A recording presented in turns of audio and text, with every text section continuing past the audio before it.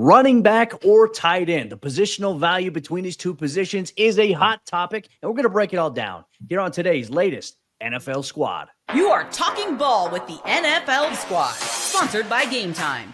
From the Chiefs to the Bills, Falcons to the 49ers, and everyone else around the NFL, it's the local experts of the Locked On Podcast Network bringing you scoops, breakdowns, and the most comprehensive preview of the upcoming weekend for hard-hitting football with our harder-hitting takes. Buckle up, it's the NFL Squad, and we have a seat for you. No hurt feelings allowed. Squad up, you're part of the NFL Squad. What's happening, everyone? Welcome to another episode of NFL Squad here on the Locked On Podcast Network, where you know it is your team every day. Today's Squad Show is brought to you by our friends over there at the Gametime app. Make sure you use code LOCKEDONNFL at checkout for $20 off your first purchase. And what you're going to get on today's installment, we got a jam-packed NFL draft conversation heading your way. We're going to preview which position has the most value, running back or tight end. We'll talk about which position groups maybe teams should look at avoiding in round one. And we'll debate Russ, Jameis in New York. What does that mean for guys like Cam Ward, Shedeur Sanders? Do the Giants look at the path of a QB steal? We'll break all that down on today's Squad Show. And as always, folks, grab your favorite beverage, your favorite snack, sit back, relax, and get ready for some NFL conversation. Our NFL panel here today: Aaron Freeman of Locked On Falcons, Kevin Ostreicher of Locked On Ravens, Mike Debate of Locked On Patriots, and our special guest to preview the NFL Draft. We're just 4 weeks away, folks. That is Keith Sanchez, one of the hosts over there, Locked On NFL Draft, alongside our guy Dame, who could not be here today, but we're going to get some great insight here from Keith. I'm Cody Rourke, host of the Locked On Broncos. So let's get into the conversation here. A lot of conversation on social media, which I feel like has only amplified a little bit more, gentlemen, about positional value. And obviously some of these teams know a lot about some of the positions we're about to talk about.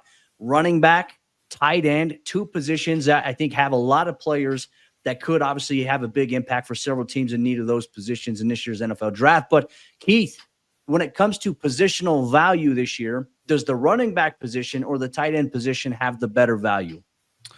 I'll say the running back position, just because I just did this exercise at Locked On NFL Draft, right? Me and Dame, we ranked our top 10 running backs. And then when I put the list together, I hated it because I left off like 6 guys that I really wanted to put on the list, right? And I think it just goes that deep. I think you're talking about 15 to 20 running backs to where if they get the right opportunity, they can be good starters that come out of nowhere. I think about, and I know Aaron is going to remember this, but just remember the years of Devontae Freeman, right? I feel like he came out of nowhere for teams, and then he had a stretch where he was one of the best running backs in the NFL, and there's probably 10 to 12 guys that I can say could potentially have that type of career arc to where they're one of the better running backs in the NFL. So I'd definitely say running back.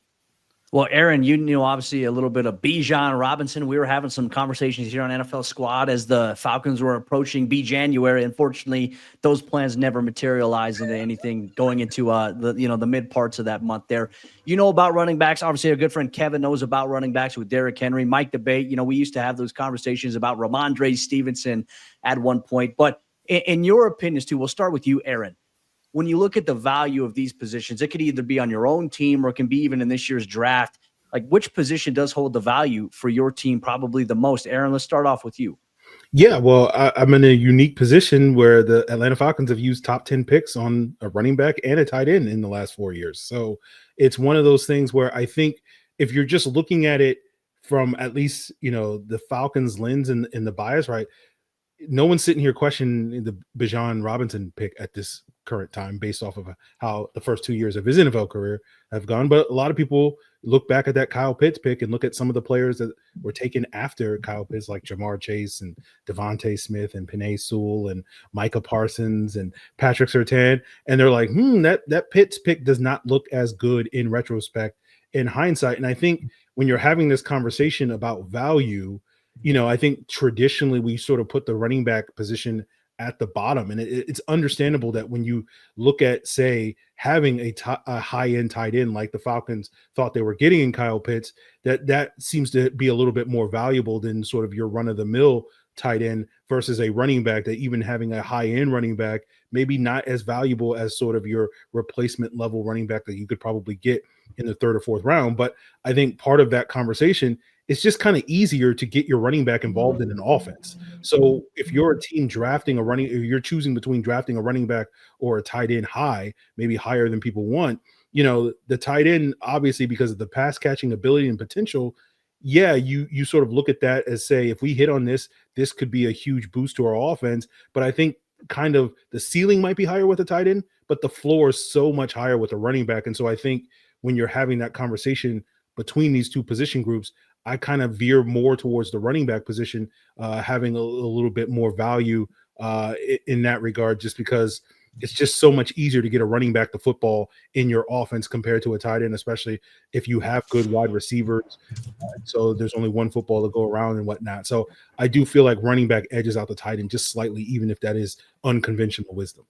Kevin Ostreicher of Locked On Ravens. It's not every day you have Derrick Henry fall into your lap to pair alongside a guy like Lamar Jackson, though we have seen, in the past here with the Ravens, they have kind of had a committee approach. You used to have the J.K. Dobbins, the Gus Edwards rotation there, and injuries certainly have played a factor into that. But for you, knowing what you know now, like outside of the anomaly of landing a guy like Derrick Henry to pair alongside the skill set and the threat that is Lamar Jackson, where would you go? Because obviously the Ravens, you look at them right now, they have a really, really good running back in Derrick Henry.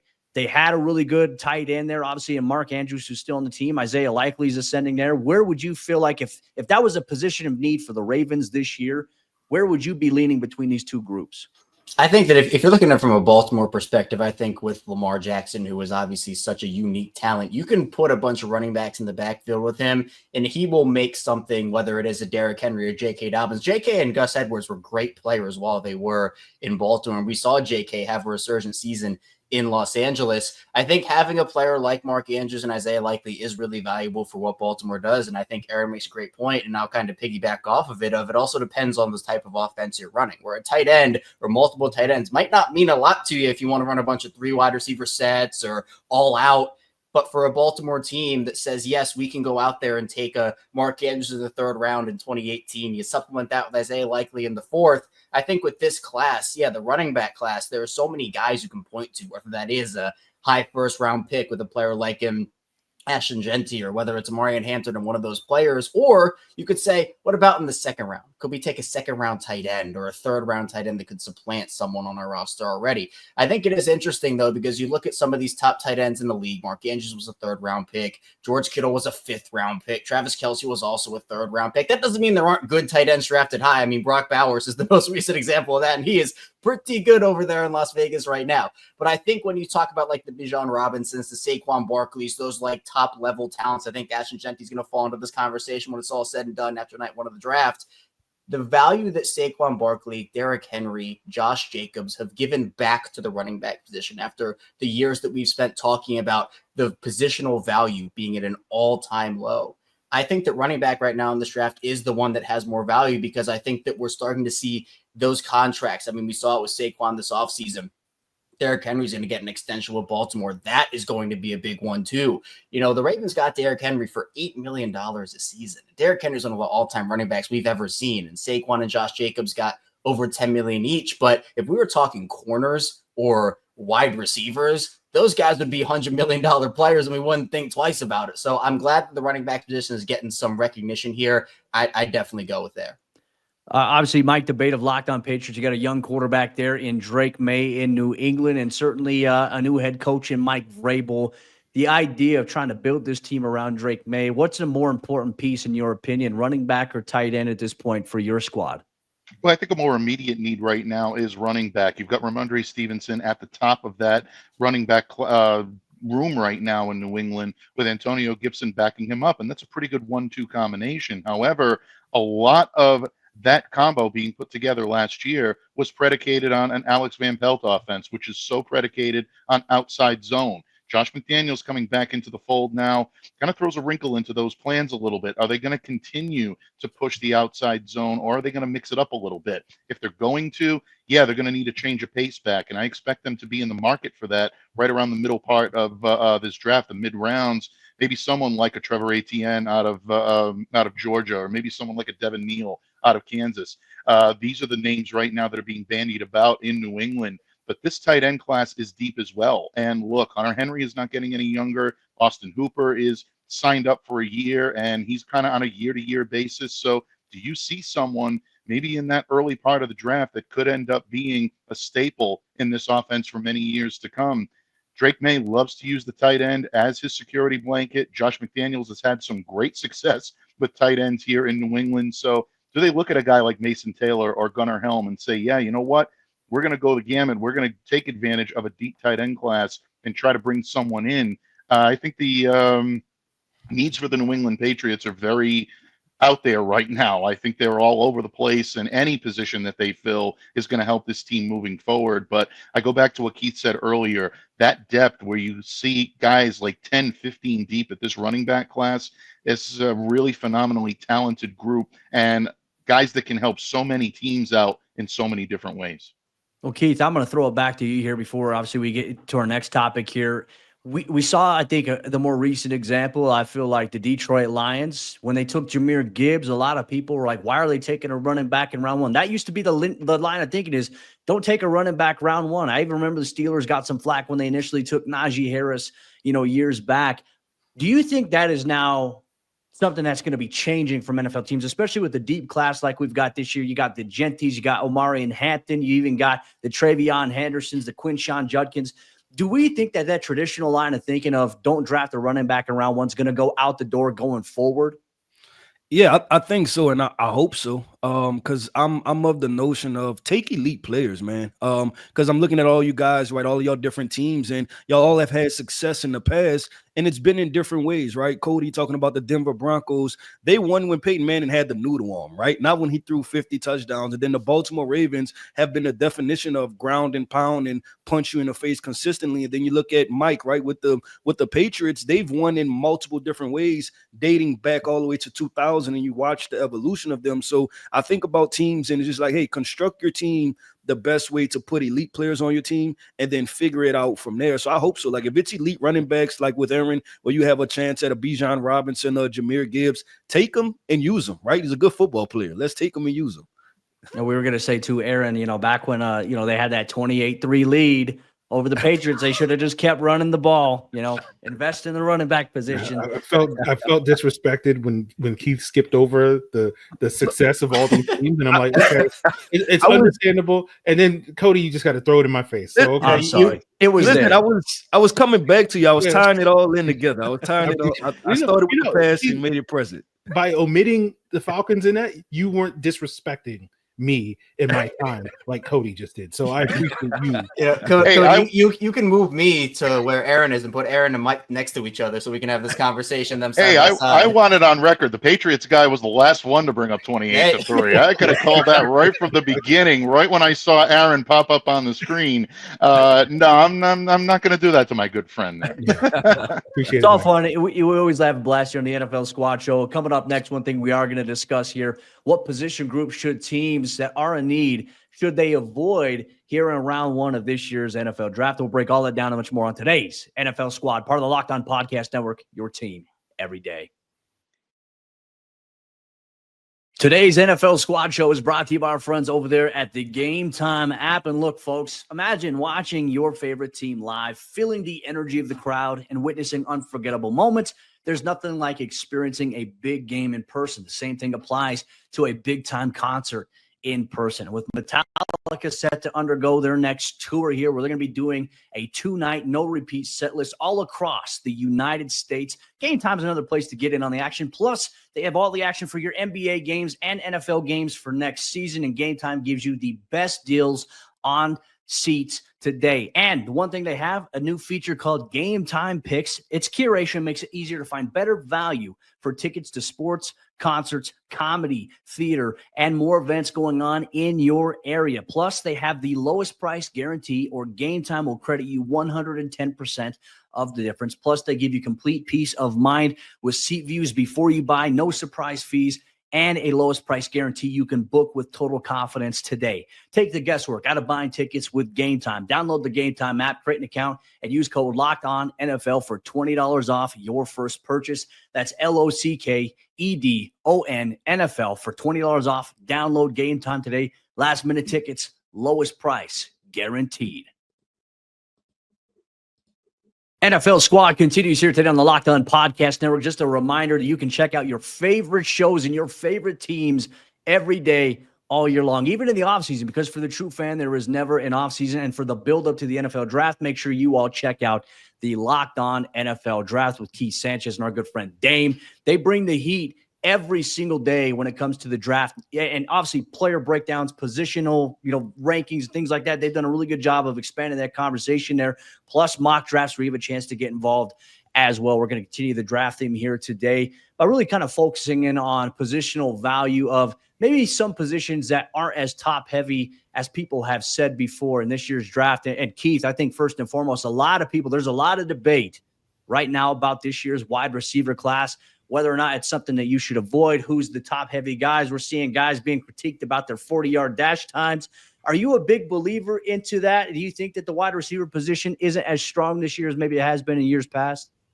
Unfortunately, yes, I believe so. It's just, and what I try not to do is just force it, right? I'm not going to try to go against the grain and be the guy that argues with everybody on Twitter that's saying it's good when it's not, right? It just kind of is what it is. I think this is a good draft if you're trying to find wide receiver 2 and 3, right, for your roster, and you're trying to round out some wide receiver cores. Now, is it top heavy, right? If you talk about a potential Travis Hunter, Matthew Golden, I like a whole lot, and I'm still in on Teodoro McMillan. I think he has opportunity to be a dominant wide receiver, but I have those 3 guys. And then I would probably put Emeka and maybe Luther Burden in kind of their bucket by themselves. And then I think it goes into the next tier with your Jaden Higgins, Jalen Noels, Jalen Royals, guys like that. I think it's a good wide receiver core, but I think that you're potentially drafting a bunch of ones throughout this entire draft is I don't think that part is accurate. I even want to go to this conversation too. Like, so out of all the positions, do you feel like wide receiver is the one that maybe teams should avoid, or is there another position that's more glaring that stands out to you? Yeah, so I talked about the running back rankings we just did. We also just did the cornerback rankings, and that one was really tough for me. I feel like I had a lot more questions than answers with this cornerback class, and that's one class that's been deep since probably 2022, right? And you go back to the Derek Stingley, Sauce Gardner, Trent McDuffie, Kyler Gordon, like there's been really deep classes. But this year, I just have a lot of question marks and just wonder if some guys are scheme specific, right? And then just you have injuries to Benjamin Morrison. A lot of people, like Siobhan Revel, but you're talking about small school, also coming off of ACL also. So it's just question marks. And I'll probably put corners above wide receivers as far as even more question marks to kind of figure out. Okay, I like that. So Kevin Ostreicher of Locked On Ravens turning the conversation now to you. Obviously, as the Baltimore Ravens are looking for an edge rusher at this point, is this the year for them to go out and get one, or how do you feel about it? Yeah, the Ravens always put themselves in such a unique position when it comes to their drafts because they're a best player available team through and through. They do that every single season. I mean, I can give you tens of examples, hundreds even of examples of them doing that throughout all 7 rounds. I mean, Kyle Hamilton is the perfect one. If they didn't need a safety that year, when a top 5 talent falls to you because they can't run in a straight line for 40 yards as fast as other guys, you say, you know what, we're gonna take the talent, we'll figure it out later, and it's worked out pretty well for them. They could take an edge in round 1. They could also go with offensive linemen, although that's less of a need now that Ronnie Stanley is back. You don't have to feel like you're pigeonholed into that. Safety is one again this season. You look at guys, if a Malachi Starks falls or Nick Eamon-Wari, I think both guys different skill sets, but really intriguing fits next to Kyle Hamilton and Darius Washington in that system. This defensive line class is also just unbelievable. I mean, you talk about, Keith, you doing rankings. I'm sure your D-line rankings, you got like 20 guys. You're like, this guy could go in round 2, this guy could go in round 3, but they're waiting until round 5 to get picked because that's how deep it is. And I feel like Baltimore losing Michael Pierce, Brent Urban's a free agent. You do have Nnamdi Madubuike and Travis Jones. Baltimore does need edge help, but you also are kind of still working through some of your young guys there too. Like David Ojabo, who they picked coming off of his injury out of Michigan a couple of years ago, really hasn't returned to form, and it's kind of a question mark if they still want to go with that project or get someone more experienced. Tavius Robinson, who just flashed in run defense for them last season after being a 4th rounder, he's expected to have a bigger role, but they don't have that guy. They don't have the Myles Garrett that Cleveland does or the TJ Watt that Pittsburgh does, or even Trey Hendrickson. I mean, every other team in the division has the guy at pass rusher pending the Cincinnati situation and what happens with Trey Hendrickson, but they're the one team that doesn't have that. So is there a guy in this class? They're not getting Abdul Carter. So is there a guy in this class that they feel comfortable with? maybe, but I'm not sure if that's in round 1. All right, Aaron Freeman, turn the conversation to you. What is one position you hope that the Atlanta Falcons absolutely avoid taking in round 1? I would go with linebacker at this point in time. I feel like when you look at the last decade plus of first round linebackers, that hit rate is not particularly good, right? It's just one of those things where, there seems to be a lot more Kenneth Murrays than Roquan Smiths. And even, when you think about a player like Roquan Smith, who was a top 10 pick for the Chicago Bears, rather than paying him the bajillion dollars that he wanted to make, they traded him to Kevin's team, the Baltimore Ravens, and they were able to get more out of him than even the Bears were able to get out of him. And so he's a relative success as a first-round linebacker, but then even then, for the team that drafted him, it didn't quite work out. And so I think at this stage, linebackers kind of, becoming the running back of the defense, where it's just like, you can justify taking them at some point in the draft, but taking them in round 1, they have to kind of be that sort of elite prospect. And I think right now the Falcons, with Caden Ellis coming off of this season as a pass rusher, them adding Divine Diablo to just give them some competent play at that position to sort of raise the floor. That's kind of all what you need at that position. I think at this point in time, everybody would love a Roquan Smith or a Fred Warner type of player. And, you can, I'm not saying that you're likely to find another Fred Warner in the 3rd round, but it is at least possible for you to be able to find an athletic linebacker and develop that guy into a difference maker. So I feel like linebacker is kind of the running back of the defense, where it's just like, yeah, we'll wait till day 2. We'll wait till the 4th round to take that player, as opposed to using a 1st round pick on it. Well, you got to say thanks to Bo Nix for, really sparking that Falcons defense to get their pass rush going in the second half of the season after that one game. I'm sorry, Aaron. I feel like I'm just throwing shots at you guys today. It's fine. Look, but if you just watch Locked on Falcons, it's just me dumping on the Falcons. So if you dumping on the Falcons is nothing new. Mike Debate, Locked on Patriots. Obviously, as Mike Vrabel looks to build this team the right way here, taking over as head coach around Drake May. What is one position you think that the Patriots should avoid here in the draft? I think the Patriots need to go best player available. I don't think there's any position that they should avoid. I mean, obviously, you've got your quarterback of the future, so you're not going to be in that market. But I really do believe that the Patriots could help themselves by taking pretty much anybody at this point. If they are gifted the opportunity to get a generational talent like an Abdul Carter or Travis Hunter, you take that with both hands and you figure out the best way to use that type of talent on your team. But you could take someone on the defensive line because the Patriots still need help there. Their glaring hole is on the offensive line right now, especially at left tackle. That may be their best option in order to invest high-level draft capital to be able to fill that. My listeners right now are probably screaming at whatever device they're listening to and saying, don't take a wide receiver in round 1. There's still snake bit from N'Keal Harry a couple of years ago. This goes all the way back to 2006 when Chad Jackson was a first rounder for a second rounder for the New England Patriots. It just hasn't worked out well taking that type of draft capital and investing it in a receiver. But you've got some guys in that room now that can be elder statesmen, maybe give you the opportunity to groom some of these young talents. With Stephon Diggs in the mix, you never know. Somebody like a Javon Baker from last year could end up emerging. You get a guy like Ted McMillan coming in. If he can teach him how to run a route a little bit better, maybe he is a fit for the future. So I think the Pats are really wide open right now. I wouldn't tell them to stay away from anything. Just go for the best guy available.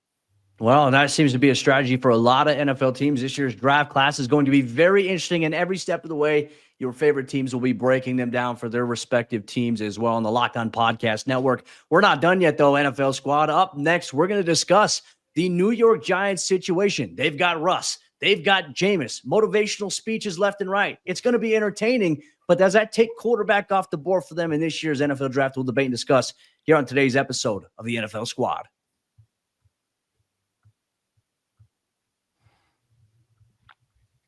Back at it for the fourth quarter action of today's NFL Squad here on the Locked On Podcast Network, where it is your team every day. Thank you so much to all the everydayers out there for your respective teams. Thank you for tuning in, making us part of your daily routine. However you choose to do so, make sure you subscribe or follow so you never miss out on what's going on with your favorite team's news, the hard-hitting takes, and all the insight and action from the local experts on the biggest story here on the Locked On Podcast Network. Wrapping up today's NFL Squad show, talking about the New York Giants, and they are riding with Russell Wilson. They're also eating W's here with Jameis Winston. That quarterback situation has kind of played itself out here this offseason with Brian Dable and Joe Shane. Their backs against the wall here.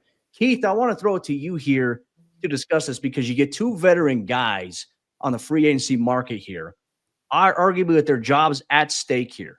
Does this eliminate them from taking a quarterback this year in the first round or maybe even in the second round? Not at all.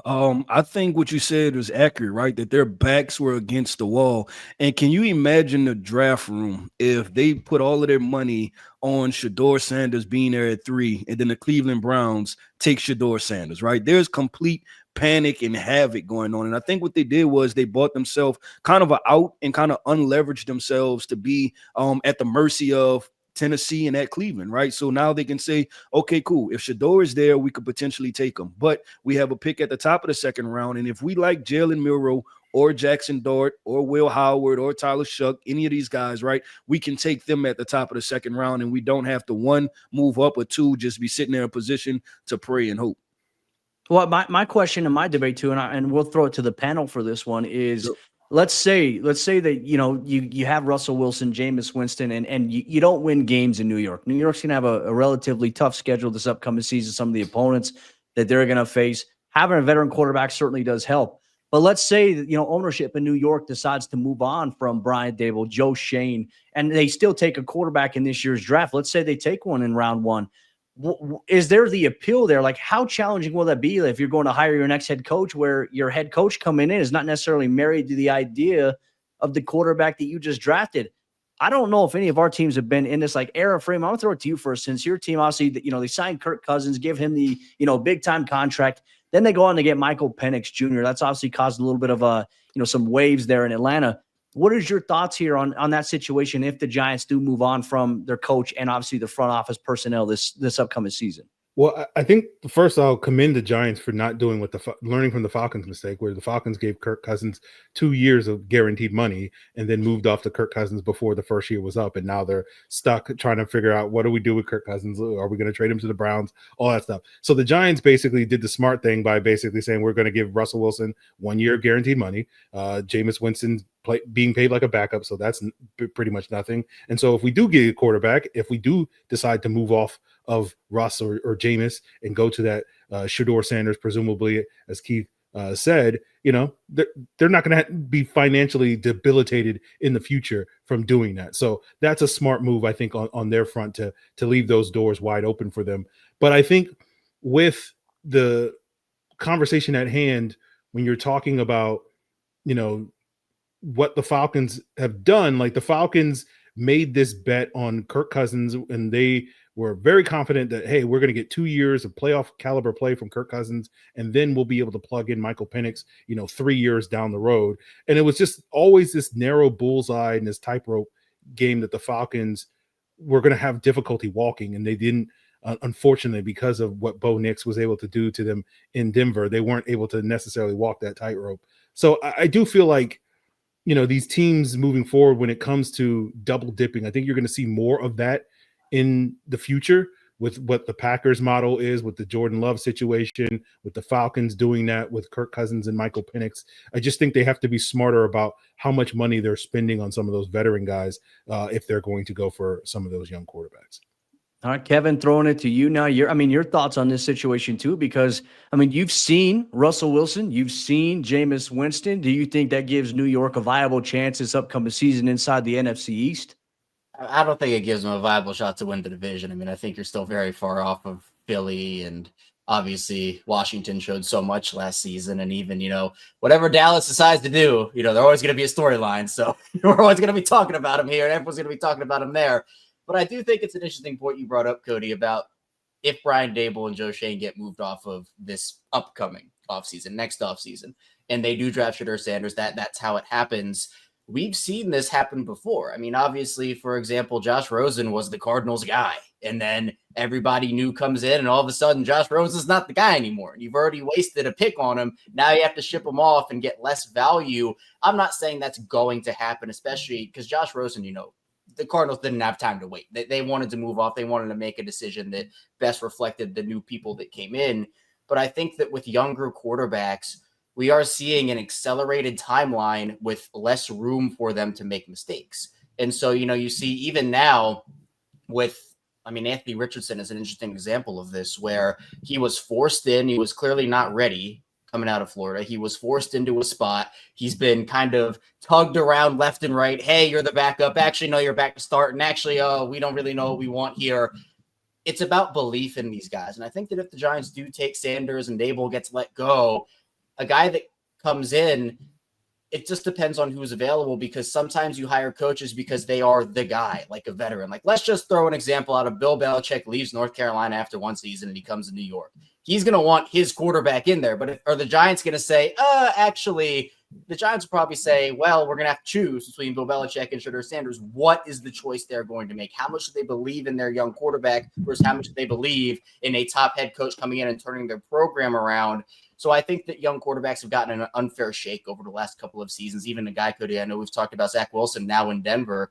He's a guy that with the Jets, that leash was so short there. And that's just the New York will chew you up and spit you out. The New York media is ruthless, and that is both the Jets and the Giants, just all New York in general. So I think that for me, the situation is interesting because they put themselves in the position not to be at the mercy of anybody, Keith. I 1,000% agree, and that's what they should have done. But what does this look like after a season if Dable and Shane should have been let go? I think they should have been let go this season, but, here we are with another year of it, seemingly like delaying the inevitable, in my opinion. Giants ownership might be saying, let's ride to those guys here, in a little bit of time if it doesn't come to pass. Mike Debate, obviously, your team took Drake May last year. In your opinion, if they didn't have Drake May, let's talk about a hypothetical here. Do you feel like this would be a rough year to try to need a quarterback if you're really trying to build around a team? Or is there a guy that you're looking at in this year's draft that you feel like, hey, if Drake May wasn't here, this is a guy we could build around?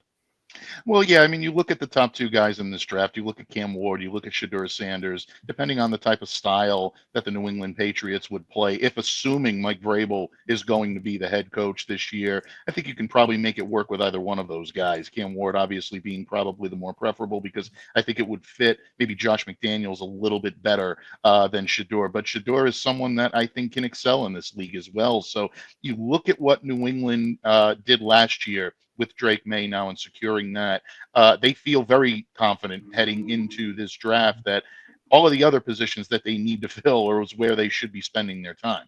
And I think, Kevin, also you bring up an interesting point about Bill Belichick maybe heading to the blue side of the Meadowlands. I always said that while he was here, that was the only concern that I had and the only job that I really feared that Bill Belichick would leave New England for. So I'm going to remember that you said that, and we may revisit this in another year. Bookmark this one, folks. But no, all kidding aside, Cody, to answer your question, with regard to Drake, I think Patriots fans will join me in saying we're glad we got the guy that we have at the helm right now. Now it's time to fill the other positions. And I, for one, hope the Giants do select Shedeur Sanders with the number 3 pick, because it means that either Abdul Carter or Travis Hunter could slip to the New England Patriots at number 4, and you get that generational talent. Is it going to happen? Maybe not. But at this point, New England Patriots fans continue to live in hope. We have to, after what we saw the last couple of seasons here in New England. Yeah, Broncos country is also in that same boat. Very happy that they got Bo Nix as their quarterback here with Sean Payton and not having to go into this year's draft. As many people wanted them to trade back, say, oh, you could wait another year, wait for next year's class. I'm glad personally Denver's not in that boat here. Last question here, I'll throw it to you, Keith. Once again, Locked On NFL Draft. This conversation, you probably get asked about this on Twitter or whatever social media sites are out there a lot these days. Who is, in your opinion, the best quarterback in this year's draft? Is it Shedeur or is it Cam Ward? And who do you think will probably have a little bit more of a sustainable environment that they're going to probably go into? Yeah, I'm going with Shedeur Sanders as my QB1, and it doesn't have to deal with the physical part, right? And we talked about cities like New York and media and things like that, to where you see some of these guys nosedive, right? Just because of the pressure of being QB1, being the face of a franchise and things like that. And for all of the things that Deion Sanders has done, right? I think inadvertently he's prepared Shedeur for these situations, meaning that like all of the putting a spotlight on him, right? Like all of the trash talking and doing different things like that. I think he's inadvertently put Shedeur in tough situations to where he's had to answer to the media, right? Or he has to answer the criticism. And I think that him dealing with adversity, it won't cause him to spiral. I think Shedeur has all of the the necessary and requisite tools to be an NFL starting quarterback. And most of these guys do, right? When you watch them throw, all of these guys can throw. It's about the guys that can handle the game from the neck up. And I just have maybe just a slight margin of an edge with Shador because I've seen him in really tough situations and still show up. We should just have Shador and Cam Ward room for an entire year, regardless of the situations, or have them do a weekly show together, because the trash talk between those two guys, it's hilarious to watch. It moves the needle for me here. But obviously, we want to know here on today's NFL squad, if which teams, which positions would you prefer your team obviously favor? Which one has the best values at running back, tight end? Which position should your team avoid? And also, what do you think of the New York Giants situation with Russell Wilson, Jameis Winston, and this year's quarterback class? Thank you for tuning in to today's NFL Squad. Make sure you tune into your favorite teams show every single day here on the Locked On Podcast Network. We got you covered every step of the way. And make sure, once again, you hit the Locked On NFL Draft Podcast for all that you need to know leading up to the draft, which is officially 1 month away. It's going to be fun. And Locked On Podcast Network, we got some fun things in store coming your way as it pertains to the draft. With that said, we'll be back next week for another topic here on the NFL Squad Show.